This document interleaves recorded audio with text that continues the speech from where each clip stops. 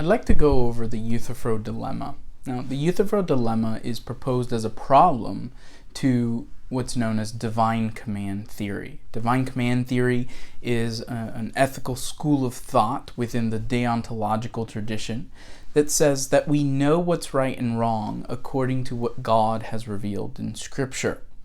And so this tends to be one of the major kind of objections to that way of ethical thinking that we run into.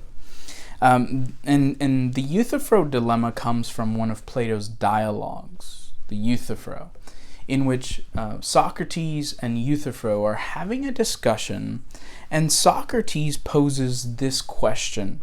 He says, "Is the holy approved by the gods because it is holy, or is it holy because it's approved?" So first we take a look at the two horns of the dilemma. Why is this a dilemma? What's the problem here? Well, if the gods approve something because it is holy, then this means that the holy is independent of the gods, right? So it's not holy because the gods say that it is. The good, the holy, the pious, is separate from what the gods say. And so then we can look to something else besides the gods for what is good, what is moral.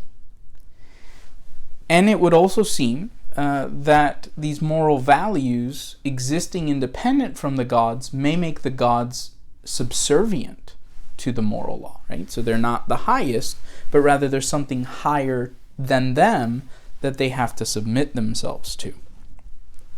The second horn of the dilemma is that something is holy because the gods say that it is. Now, one of the issues that Socrates points out right away is in Greek polytheism, the gods couldn't agree about what was right, what was wrong, what was good, what was bad. They fought with each other all of the time, right? But even more than that, it also seems to make moral duties arbitrary. Right? The gods could command whatever they want, even things that seem, that overwhelmingly seem to be immoral. The gods could say that murder is wrong, is right, torture is right, rape is right, that all of these things are good. And the fact that they say that it's good would make them good. And so we can see why this is problematic. And the same objection has been applied to theism. And so basically it ends up sounding very similar, but does God say something is good because it is good?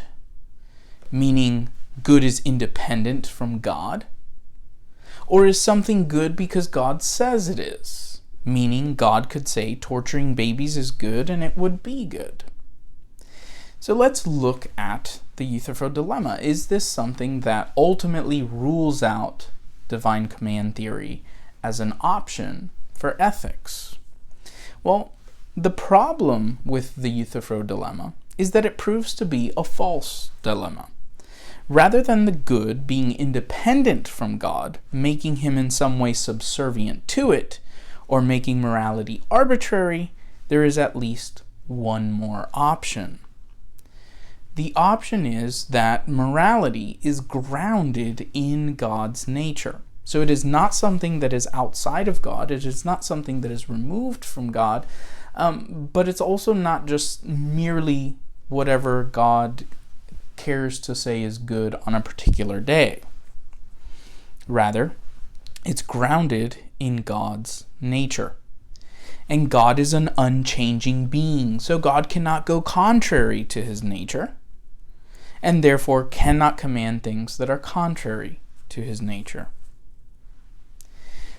Scott Ray, in his book Moral Choices, writes this. He says, God is not free to command anything he so desires, but is restricted by his character. This does not undermine God's sovereignty, but prevents him from acting in a way inconsistent with his own character. Thus, morality is not grounded ultimately in God's commands, but in his character, which then expresses itself in his commands.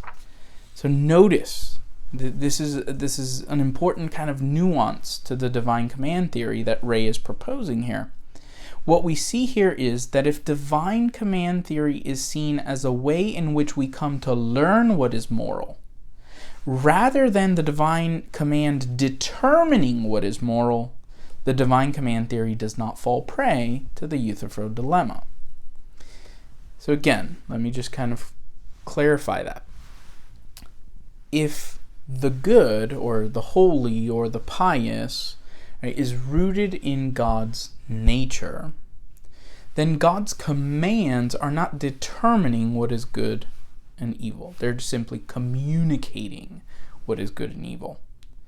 And so the Euthyphro dilemma kind of falls apart there, because now there's a grounding, right, in which God's commands do command what is good, but it's not based on the commands. It's rather based on God's nature.